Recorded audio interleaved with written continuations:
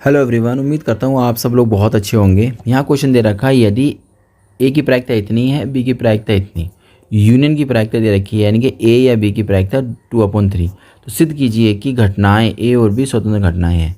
याद रखिएगा, जिनके क्वेश्चन में स्वतंत्र घटनाओं का जिक्र हो, वैल्यू पूछी जाए, वो क्वेश्चन बहुत ही इंपॉर्टेंट होते हैं।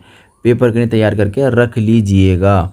ये सवाल स्टार्ट करते हैं हम लोग। बहुत आसान सवाल है, आपकी समझ में एकदम आ जाएगा।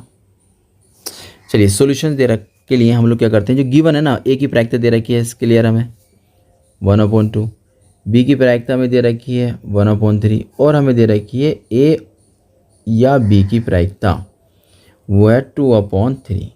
अब स्वतंत्र घटनाएं वो मांग रहा है, तो स्वतंत्र घटनाओं के लिए हमें क्या काम करना पड़ता है, आपको याद रखना पड़ेगा कि जो ए और बी की प्रायिकता है ना, एक्चुअली में अगर उसका रिजल्ट, उसकी मल्टीप्लिकेशन का रिजल्ट अगर ए और बी की प्रायिकता के बराबर आ जाए, ए और बी यानी कि ए इंटरसेक्शन बी की प्रायिकता के बराबर आ जाता है, तो ऐसी घटनाओं को हम स्वतंत्र घटनाएं कहते हैं। तो यानी कि ये रिजल्ट तो मेरे पास है, ए भी है, मेरे पास बी भी है, इनकी मल्टीप्लाई मैं कर सकता हूँ, लेकिन मेरे पास इंटरसेक्शन नहीं है। क्वेश्चन ने यूनियन दे रखा है, तो मुझे पहले इंटरसेक्शन निकालना पड़ेगा। तो इंटरसेक्शन कैसे निकालेंगे भाई, कैसे निकालेंगे? आपको कोई फॉर्मूला याद है तो आप लिख सकते हैं वी नो दैट। हमें एक फॉर्मूला याद आ रहा है, अगर हम यूनियन पर काम करना चाहते हैं तो उसके लिए एक फॉर्मूला होता था, ए का प्रायिकता प्लस बी की प्रायिकता और माइनस में ए और बी की प्रायिकता। हमें ये वाली वैल्यू तो फाइंड करनी है ना, ये वाली वैल्यू, तो इसको हम वन साइड कर लेते हैं। जैसे मैं इसको इधर लाऊंगा तो ये हो जाएगा ए इंटरसेक्शंस बी, यहाँ पर रह जाएगा ए की प्रायिकता और बी की प्रायिकता, माइनस ये चला जाएगा इधर, तो ए यूनियन बी की प्रायिकता। अब सारी वैल्यू पुट कर दो। ए की प्रायिकता 1/2 है, बी की प्रायिकता 1/3 है, इंटरसेक्शन की 2/3 है।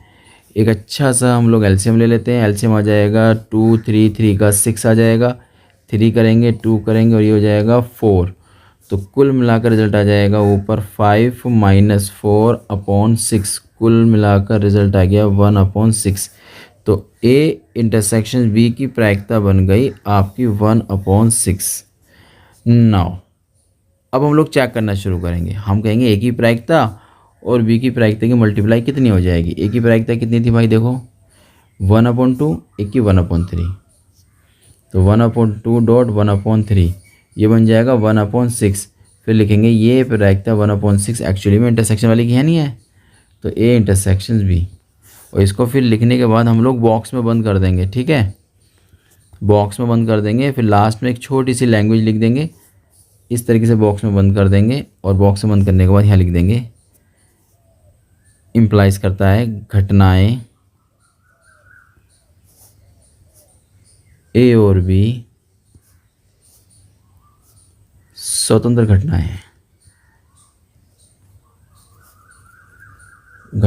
हैं। उम्मीद करता हूँ ये क्वेश्चन आपकी समझ में आ गया होगा। हम लोग मिलते हैं कि नए क्वेश्चन के साथ।